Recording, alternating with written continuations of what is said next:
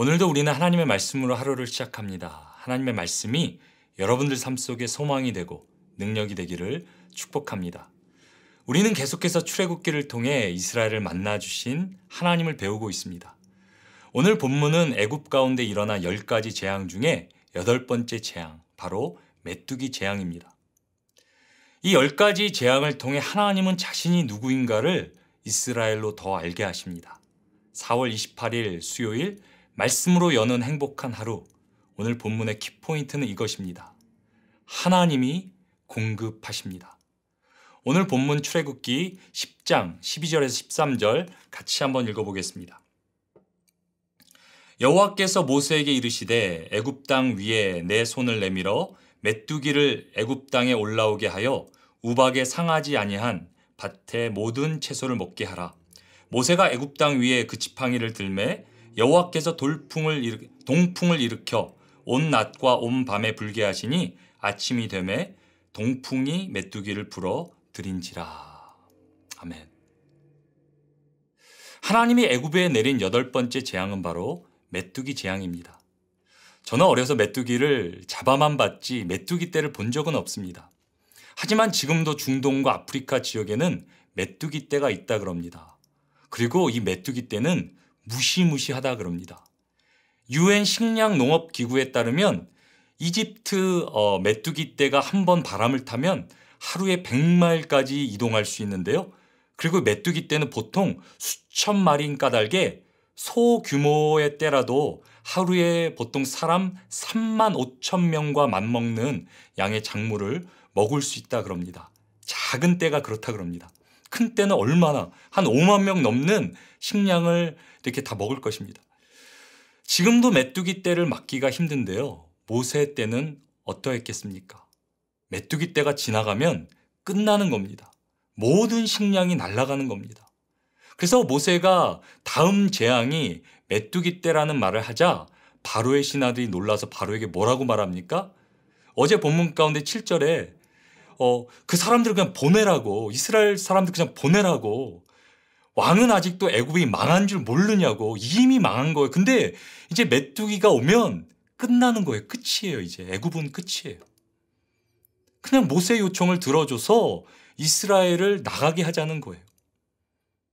그렇다면 하나님은 왜 메뚜기 떼를 통해 애굽을 심판하십니까? 애굽에는 곡물을 보호해주는 신들이 있습니다. 그리고 이 신들이 자신들의 농사를 풍요롭게 한다고 믿습니다. 그리고 애굽의 종이었던 이스라엘 자손들도 어느 순간부터 자연스럽게 애굽의 신들을 받아들이고 믿게 되었을 것입니다. 이 신들이, 애굽의 신들이 자신들의 의식주를 해결해 준다라고 그렇게 생각했을 것입니다. 그래서 하나님은 이 메뚜기 떼를 통해 그저 애굽을 심판하시는 것이 아니라 누가 이스라엘의 진정한 공급자인지를 알려주시는 것입니다. 하나님이 메뚜기 떼를 부르시자 어떻게 됩니까? 오늘 본문 14절, 15절 말씀입니다. 메뚜기가 애굽 온 땅에 이르러 그 사방에 내림에 그 피해가 심하니 이런 메뚜기는 전에도 없었고 후에도 없을 것이라. 메뚜기가 온 땅을 덮어 땅이 어둡게 되었으며 메뚜기가 우박에 상하지 아니한 밭의 채소와 나무 열매를 다 먹었으므로 애굽 온 땅에서 나무나 밭의 채소나 푸른 것은 남지 아니하였더라. 하나님이 메뚜기 떼를 보내자 애굽에 1년간 수고한 모든 곡물이 한순간에 사라져 버립니다.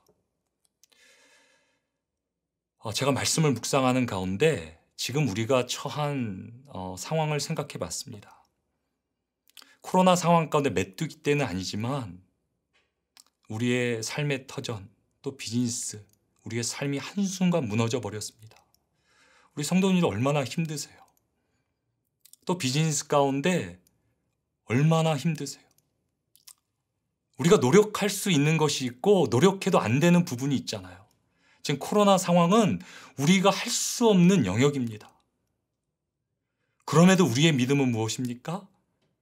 하나님이 공급하신다. 하나님이 공급하신다. 제가 한 성도의 기업을 이제 신방을 하게 되었는데요. 다운타운에 있습니다. 아시잖아요. 다운타운 다 무너져 버리고요. 황폐해졌습니다. 그래서 이제 이번에 새롭게 오픈한다 그래서 제가 이렇게 방문했어요. 방문했는데 제 심경이 참담하더라고요. 그 주위에 크고 작은 모든 상점들이 다 문을 닫았고요. 사람들은 보이지 않고요. 버스가 다니긴 한데 사람도 없고요. 홈레스 분들만 거기에 많이 계신 거예요. 이분이 저한테 기도 제목을 말씀하시는데 뭐냐면 뭐 장사가 되는 것 그것을 바라는 것이 아니라 굉장히 위험하대요. 지금 다운타운 상황 가운데. 그래서 안전을 위해서 기도해달라고 그래서 간절히 제가 그 기업을 위해서 또 종업원들을 위해서 기도하고 돌아왔는데요. 저에게 이런 감동이 있었습니다.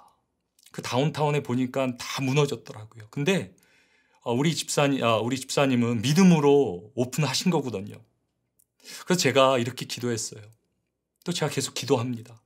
우리 집사님의 기업을 통해 정말 다운타운이 살아나게 해달라고, 다른 사람들이 소망을 보고 믿음의 성도가 믿음으로 삶을 살아가는 가운데 지역을 축복하고 지역 가운데 하나님의 은혜가 흐르게 해달라고, 그 기업이 시애틀 다운타운에 다시 회복의 시작이 되게 해달라고 간절히 기도하고 지금도 기도하고 있습니다. 세상이 안 된다 그래도 우리는 믿습니다. 하나님이 공급해 주심을. 하나님은 우리를 반드시 축복의 통로로 이 땅 가운데 사용하십니다. 근데 사람의 연약함이 무엇입니까? 사람은 또 상황이 좋아지면 하나님을 붙들지 않는다는 거예요. 오늘 계속해서 출애굽기 16절에서 우리 마지막 20절까지 한번 읽어보도록 하겠습니다. 바로가 모세와 아론을 급히 불러 이르되 내가 너희의 하나님 여호와와 너희에게 죄를 지었으니 바라건대 이번만 나의 죄를 용서하고 너희의 하나님 여호와를 구하며 이 죽음만은 내게서 떠나게 하라.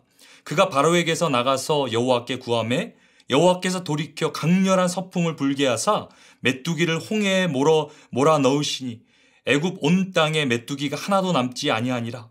그러나 여호와께서 바로의 마음을 완악하게 하셨으므로 이스라엘 자손을 보내지 아니하였더라. 바로는 하나님이 애굽을 회복하게 하시자 회개하는 듯해요. 하나님을 인정하는 듯해요. 근데 상황이 나아지자 다시 마음이 완악하게 되고요. 세상을 의지하며 나아갑니다. 저는 기도하는 게 뭐냐면 반드시 저는 하나님이 우리 성도들을 통해서 이 땅을 회복하실 것을 믿어요. 그러나 상황이 좋아졌을 때도 우리의 마음이 변하지 않았으면 좋겠어요. 힘들 때도, 어려울 때도, 또 우리가 하나님이 공급해 주셔서 부하게 됐을 때도 동일한 마음으로 나의 삶에 공급하신 하나님을 붙들고 살았으면 좋겠어요.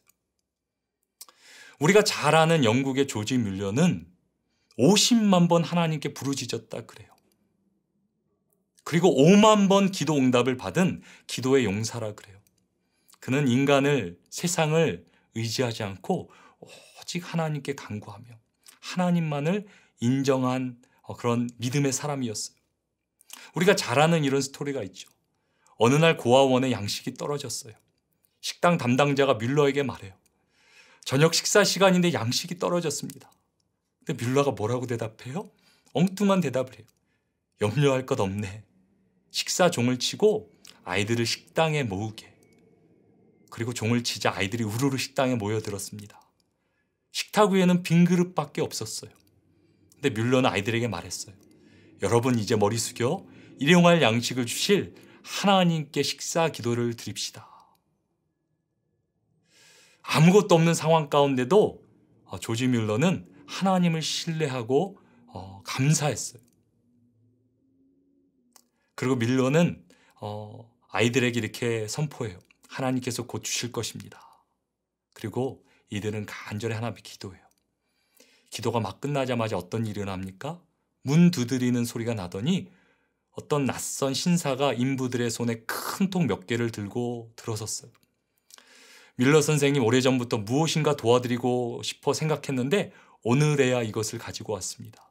그 통에는 온갖 아이들이 또 좋아하는 음식들이 있었고요. 그것을 통해 정말 아이들에게 마음껏 먹이고 또 하나님께 감사했다라는 그런 간증이 있습니다. 저는 하나님께서 공급해 주신 것, 그것이 그것도 기쁘지만 우리 가운데 살아계셔서 우리의 모든 필요를 아시고 우리 함께 하시는 그 하나님이 더 감사한 거예요. 그 하나님의 더 감격스러운 거예요. 그 하나님께 더 찬양과 예배를 드리는 거예요. 저는 오늘 말씀을 맺겠습니다. 우리 하나님은 어떤 하나님이십니까? 공급하시는 하나님이십니다. 우리 비즈니스들 많이 힘들고 어렵지요. 하나님께서 반드시 우리가 함께 기도할 때 우리를 공급하시는 것뿐만이 아니라 우리를 통해 이 땅을 축복하실 겁니다. 그러나 우리의 고백은 무엇입니까? 우리가 가난할 때나 부할 때나 아플 때나 건강할 때나 동일하게 그 하나님을 찬양하며 하나님을 의지하는 것입니다. 상황은 바뀌어도 환경은 달라져도 우리의 믿음이 끝까지 하나님을 향해 나아갔으면 좋겠습니다. 오늘 하루도 이 하나님 말씀 붙들고 공급해 주시는 하나님을 경험하며 축복의 통로로 살아가시기를 주님의 이름으로 축원합니다. 우리 함께 기도하겠습니다. 하나님, 우리의 모든 필요를 아시고 공급해 주시는 그 하나님 감사합니다. 찬양합니다. 눈에 보이지 않아도 우리는 압니다. 나의 가장 좋은 하나님께서, 나의 아버지께서 우리의 삶 가운데 신실하게 공급해 주실 것을 믿습니다. 특별히 우리 성도들 가운데 힘들어하는 우리 비즈니스가 있고 삶이 있습니다. 주님 아십니다. 주님, 우리 한 사람 하나 찾아가셔서 위로하시고 말씀하시고 공급하여 주시고 그저 우리의 삶이 공급받는 것이 아니라 하나님을 더 깊이 만날 수 있도록, 하나님을 더 찬양하고 하나님께 예배할 수 있도록 하나님 우리를 붙들어 주시옵소서.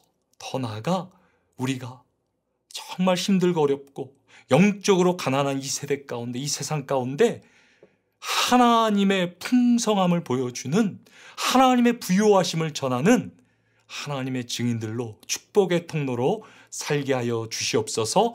감사드리며 예수 그리스도 이름으로 축복하며 기도드립니다. 아멘.